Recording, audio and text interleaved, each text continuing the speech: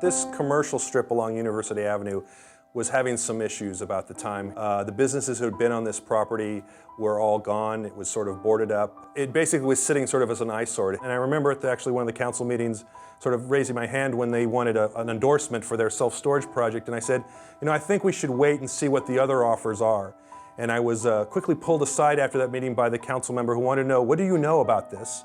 And I said, well, I don't know anything. Why? And she said, there's something better coming. Back here at home, the woman known for her kindness throughout San Diego is living up to that well-deserved reputation. Heiress to the McDonald's fortune, Joan Kroc has made a huge donation to the Salvation Army, the largest single gift to the organization in its 118-year history. Well, imagine for a moment an Olympic-sized swimming pool and an ice skating rink right here, full of hundreds of children, their parents and grandparents. Well, that's what's in store at this vacant lot at the corner of University Avenue and Aragon Drive. Actually, this project took seed a few years ago when our former mayor, Maureen O'Connor, said, you know, I'd like to take you on a little tour of San Diego.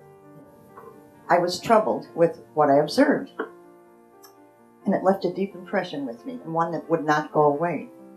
It also left me with a persistent desire to try to do something to make life a little happier for the families, particularly the children, as I realized that they desperately needed a safe gathering place, a place with facilities and trained professionals to nurture their social skills, arts appreciation, and athletic potential.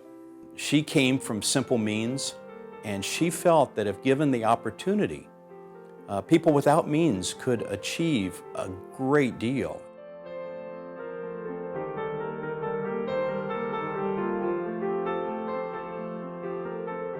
It was certainly expressing the Salvation Army mission in a new way that we've never done before. And so that was the challenge. The first thing was, how in the world can we do this? And the second thing is, well, if we can do this, how in the world can we make it work?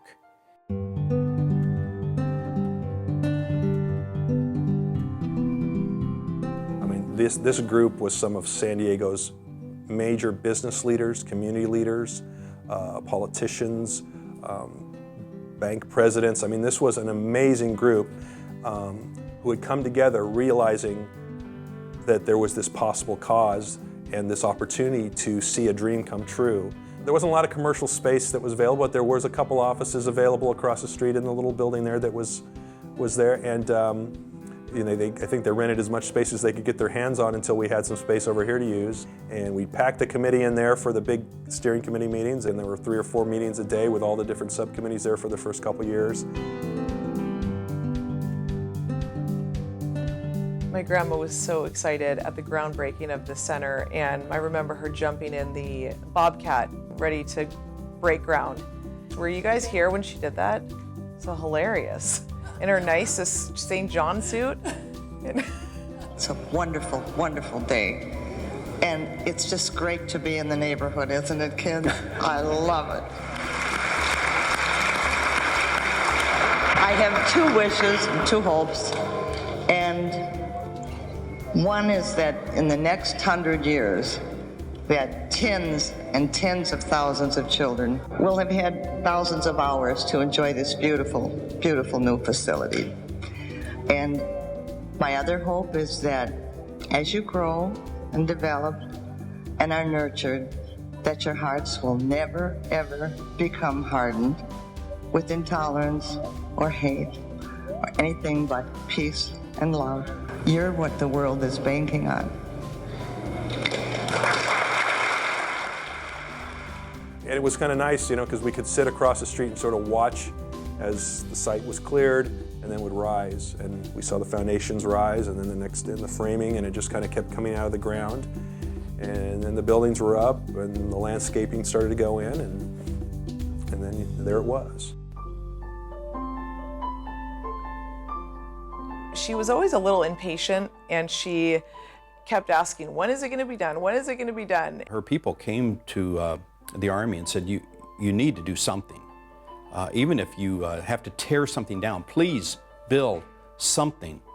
Somebody had the brilliant idea of taking plywood, 8x4 sheets of plywood, to all of the area schools. And the young people drew murals on these pieces of wood that would be their idea of what this center would be like.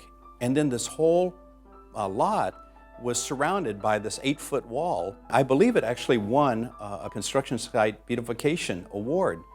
But that wasn't the intent. The intent was so that Mrs. Kroc could not see over into the site so that we could do what we need to do. It has been a beautiful, beautiful day, and I'm sure that this is something that Ray would have liked me to do. And I'm sure he's looking down. I hope he's looking down. But I know he'd be happy and proud of today. Yes, Joan knows that we can't undo all the wrongs of the world, but we can live a life we've been given in a way which brings hope to our neighbors and makes goodness attractive. I just remember things like, making a suggestion that my wife and I used to do a lot of folk dancing, and we should have dance floors. And opening night, I remember talking to the major and saying, people are dancing. They're dancing here. And it was just an empty lot 5 years ago.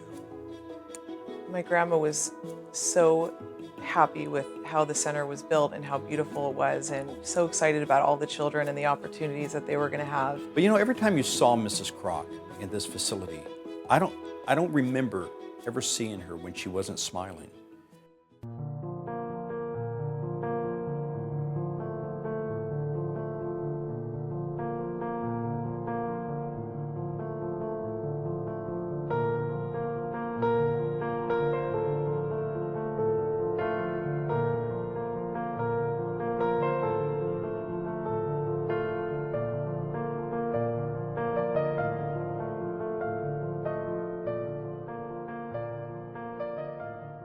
I think from the very beginning, she wanted to do this a number of times. Matter of fact, before she passed away, she talked about doing one in Chicago.